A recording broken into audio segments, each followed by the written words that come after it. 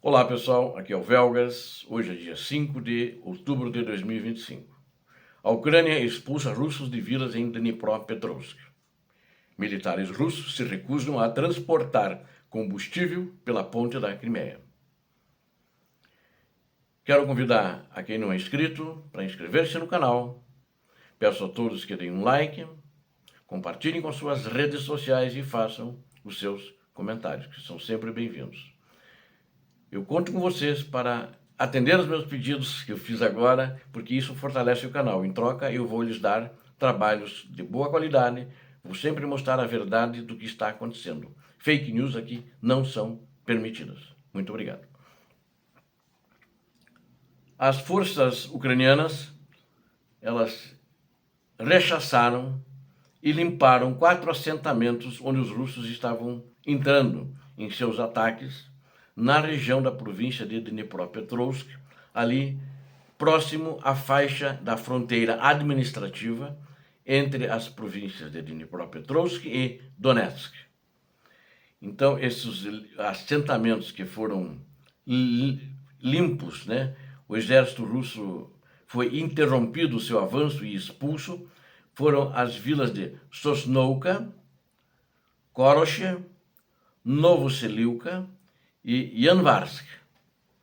Analistas observaram que, de acordo com as fontes, em setembro, combatentes do 3º Batalhão de Assalto, do 25º Regimento de Salto Separado, eles interromperam e limparam as aldeias na região de Dnipropetrovsk de uma só vez.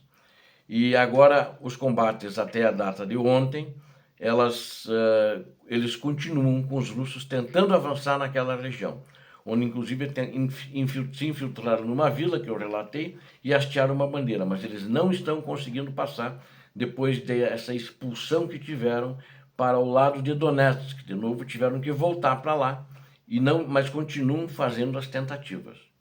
A brigada ucraniana mecanizada, que é uma brigada blindada, ela de número 141, e ela continua ali na região, evitando que os russos consigam entrar. E nos locais até onde eles conseguem se aproximar na linha de fronteira, essa brigada faz a limpeza e a consolidação depois dos combates, porque os russos também não têm tido êxito, não conseguem furar as defesas ucranianas na região. A maioria das posições ela também está entregue, tem outras unidades, além dessa de 141, que tem um esforço mais de sempre ficar atenta para atender possíveis infiltrações e possíveis limpezas que ela tenha que fazer na região. Sempre que há uma infiltração, o inimigo ele é eliminado, o inimigo russo, né? Os ucranianos, o inimigo da Ucrânia, os russos são eliminados, mas eles também fazem uma limpeza para garantir que não ficou ninguém escondido em alguma casa, em algum porão, porque existem alguns habitantes, mas existe também a maioria das casas, dessas vilas e edificações, elas estão desocupadas porque as pessoas já abandonaram, já foram embora, justamente por causa da guerra. Os resultados dessa relação foram muito positivos. Os ocupantes, eles, no entanto, ontem, inclusive, estavam de novo retomar ataques, como fizeram em Novoselivka, e mais uma outra localidade que não foi relatada, não tinha sido tomada pelos russos, nenhuma delas foi, né? Mas não foi relatada nas 4 onde foi feita a limpeza, é a de Yanvarsk. Então, nessa localidade também. No entanto, as forças de defesa da Ucrânia, elas estão impedindo que os russos se estabeleçam ali. E o problema adicional que pode existir é o fato de uma das defesas das forças ucranianas mais ao sul, uma falha que já aconteceu, já que as unidades nessa área operam em um semicerco há cerca de uma semana, cortando a vanguarda dos russos das próximas aproximação de Orestopol, ou seja, a Ucrânia fez um semicerco, as forças russas ali, para evitá-la a aproximação em Orestopol. Então, mas a Brigada 141, para evitar uma possível falha, como toda a brigada foi para fazer esse semicerco e eles não entrarem em Orestopol, essa Brigada 141 está mantendo as posições anteriores dessa outra brigada. A propósito, os russos têm dois objetivos principais na frente de batalha, ali naquela região, no outono de 2025. O primeiro é tomar a região de Donetsk, toda ela. Né? E o ditador sonha com isso e gostaria que, acho que até antes do Natal, para ele o exército da Rússia estaria dando como presente de Natal. Vai ficar sem presente esse ano, mais uma vez. Né? E também criar uma chamada zona tampão, ele quer agora também na região de Dnipropetrovsk. Mas Dnipropetrovsk ele quer uma zona tampão porque ele considera que Donetsk e Luhansk, todo o Donbass, é russo, quando não é, né? E aí o Dnipropetrovsk ele queria entrar, como ele tentou em Sumy, fazer ali uma zona, uma área tampão. E aí ele quer ocupar a região ao máximo. Primeiro ele tem que conquistar Donetsk, está desde 2022, desde 24 de fevereiro de 2022, fazendo isso e não tem tido sucesso.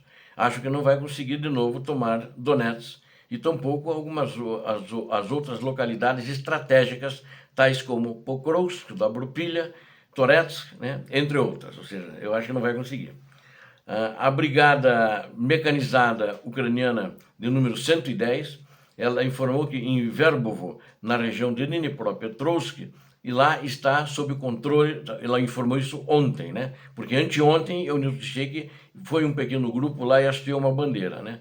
Então ela disse, lá está sob controle das forças ucranianas, uma nota que eles emitiram ontem, e um grupo russo de reconhecimento e sabotagem, como eu já disse ontem, eles confirmaram ontem, né, até o final do dia, que esse grupo foi eliminado pelas forças da Ucrânia.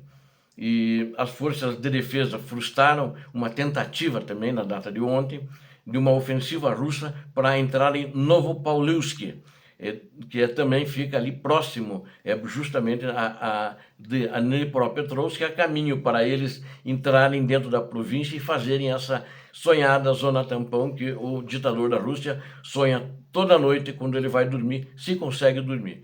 Eu espero que a consciência dele, dos erros, dos pecados e dos crimes que ele cometeu, não deixe ele dormir nunca mais. Os russos não conseguiram romper as defesas, então ali em Novopaulisk tiveram que recuar depois de muitas baixas que eles tiveram. Enquanto isso, o exército russo está se recusando a transportar combustível pela ponte da Crimeia, porque é o seguinte, lá a ponte está prejudicada. A ponte ela corre alguns riscos porque, vocês lembram, no dia seguinte, onde a Ucrânia atacou aqueles 41 aviões estratégicos, mais ou menos há 2 meses, ela também atingiu com um míssil marítimo submergível que atacou uma das colunas. Ela estava testando o míssil e testou ali. Então a coluna foi abalada, né?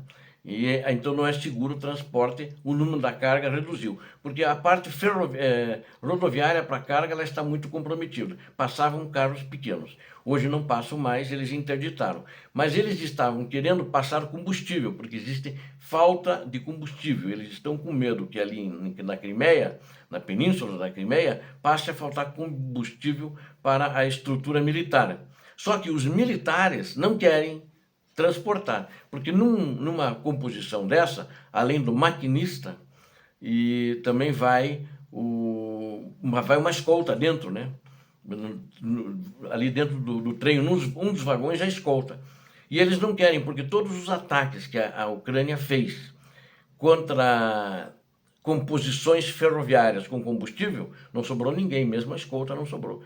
Nem o maquinista, porque da explosão o drone explode e normalmente um dos drones ataca o primeiro tanque e justamente é bem próximo ali onde fica o vagão da escolta e também onde é o maquinista, onde o trem, a locomotiva que puxa. E ali aquilo é, né? Não dá tempo deles pular do trem. E aqueles que conseguem pular pelo deslocamento de ar, pelo choque que existe da explosão, eles acabam morrendo também. Então, eles não querem andar ali, e estão com medo que se eles estiverem no meio da ponte ainda venha um ataque. Então está existindo uma discussão, até uma insubordinação, os militares não querem, né, porque a infraestrutura militar da Rússia na Crimeia, na península da Crimeia, ela continua sendo atacada pelas forças armadas ucranianas, todo dia. E eles têm medo que a Ucrânia, ao avistar em cima da ponte uma composição dessas, vai atacá-los. É uma possibilidade, embora que elas estão muito firmes, eles estão muito bem defendidos ali naquela região, né? E quero também enfatizar que existem muitas instalações militares que, apesar da ausência da frota na Crimeia, ainda tem instalações militares ali, eles consomem centenas de toneladas de combustível diariamente. Então eles precisam de combustível. E a ferrovia que os russos construíram através dos territórios ocupados está danificada, aquela que não viria pela ponte, mas viria por Kherson, né? E ela está danificada. Então, às vezes tem combustível na Crimeia, às vezes não tem.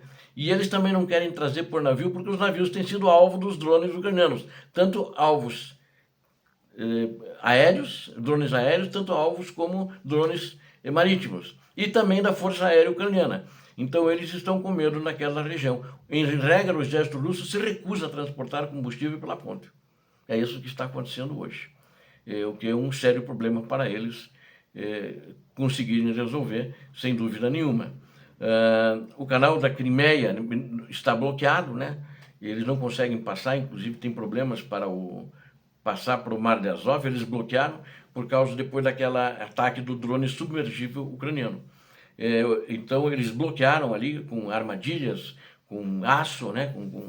E não tem. E tem barcaças que protegem também, né? Então tudo está bloqueado o máximo possível, temendo justamente um ataque da Ucrânia, temendo enfraquecer mais a estrutura ali na península da Crimeia. Então eles estão extremamente protegidos, embora que a defesa aérea na região foi muito bombardeada, foi muito destruída por drones e mísseis ucranianos.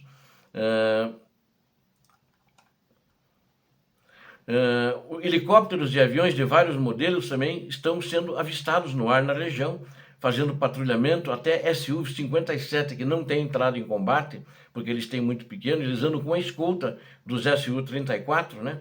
E o porta-voz, isso é enfatizado, porque, segundo ele, ataques de drones geralmente ali na região vêm do mar. Então é muito mais difícil repeli-los da água do que em terra, porque os drones ucranianos eles submergem, né? E no mar eles conseguem atacar navios que normalmente quando saem de Novorossiysk.